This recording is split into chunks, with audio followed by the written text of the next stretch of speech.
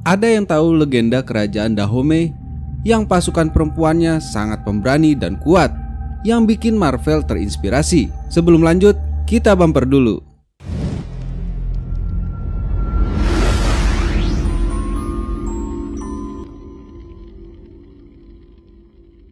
Halo teman-teman, welcome back di channel Deddy Pyu. Semoga kalian sehat-sehat dan baik-baik aja ya. Pada abad ke-18, ada sebuah kerajaan penakluk yang terkenal dengan kekuatan dan militernya yang sadis, yaitu kerajaan Dahomey. Saking sadisnya, di ibu kota kerajaan kuno Dahomey, yaitu Abomey, di sana ada sebuah istana yang dibangun dengan tengkorak dan darah manusia. Hal itu terungkap dari penelitian yang baru-baru ini dilakukan. Perekat tembok dari bangunan istana ini diduga dari minyak merah dan air kilap yang dicampur dengan darah 41 korban persembahan voodoo. Angka 41 sendiri merupakan angka keramat dalam budaya dan agama voodoo. Dalam budaya dan agama voodoo yang dianut masyarakat saat itu, persembahan darah dengan air suci dan doa bisa digunakan untuk mensucikan bangunan. Dan gak sampai itu aja, lorong menuju sebuah gubuk dilapisi dengan tengkorak dan rahang manusia yang diduga sebagai musuh Raja Gezo. Raja Gezo ialah raja dari kerajaan Dahomey.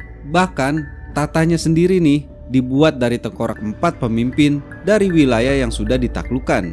Namun dibalik itu, di bawah kepemimpinan Raja Gezo, kerajaan Dahomey punya pasukan perempuan yang terkenal dengan keganasan dan kehebatan mereka dalam bertempur dan sebagai pelindung raja. Dan hal inilah yang menginspirasi Marvel dalam membuat unit khusus pasukan wanita Black Panther. Pasukan wanita ini disebut-sebut mampu menyerbu musuh dalam kegelapan, lalu memenggal kepala mereka untuk diberikan raja sebagai piala perang. Pasukan wanita ini sendiri dikenal oleh orang Afrika dengan nama Mino, yaitu artinya ibu kami, atau Ahosi, yang artinya istri-istri raja. Sedangkan orang-orang Eropa menyebut mereka Amazon karena kemiripan mereka dengan wanita pejuang dalam mitologi Yunani kuno. Belum ada catatan pasti atau tujuan atau alasan mengapa pasukan wanita ini dibuat oleh kerajaan Dahomey. Para ahli sejarah membuat berbagai teori mengapa kerajaan Dahomey memilih memutuskan perempuan untuk peran keamanan dan perang. Kemungkinannya adalah karena banyaknya laki-laki yang gugur dalam pertempuran dengan kerajaan lain, bahkan perdagangan budak. Ya, seperti yang kita tahu, dulu orang-orang Eropa dan Amerika membawa orang-orang kulit hitam dari benua Afrika dan dibawa ke negaranya untuk dijadikan budak. Selain itu, ada juga yang berpendapat bahwa kerajaan Dahomey memutuskan memilih perempuan dengan alasan untuk mencegah upaya kudeta. Pasukan perempuan ini dibuat oleh kerajaan Dahomey pada abad ke-17 sebelum Raja Gezo naik tahta. Namun saat Raja Gezo naik tahta, ia menaikkan jumlah pasukan perempuannya hingga sepertiga dari pasukan militer kerajaan. Para perempuan yang bergabung dalam korps militer ini berasal dari berbagai latar belakang. Banyak dari mereka adalah para perempuan Dahomey yang bergabung secara sukarela. Sementara perempuan yang lainnya bergabung karena wajib militer setelah melakukan kejahatan atau diculik saat penaklukan kerajaan lain.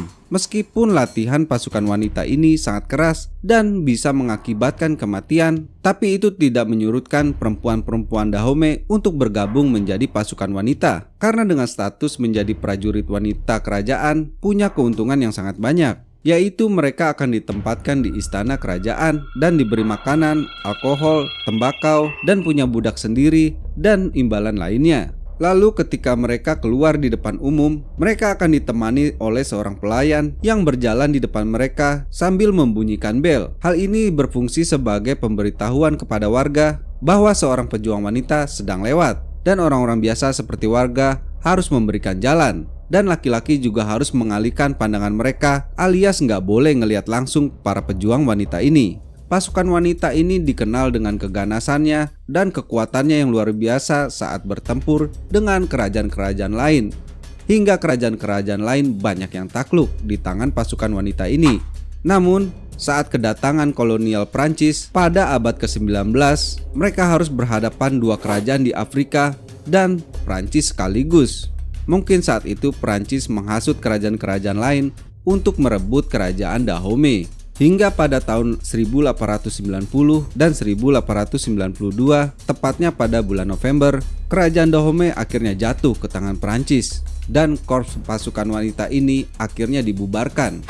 Pejuang wanita Dahomey ini telah menjadi inspirasi berbagai buku dan film. Selain pejuang wanita elit yang dikenal dengan Dora Milaje dalam komik dan film Black Panther, ada juga film yang terinspirasi dari kisah para pasukan wanita ini, yaitu adalah film The Woman King tahun 2022.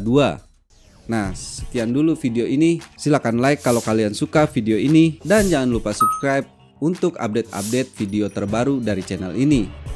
Bye-bye.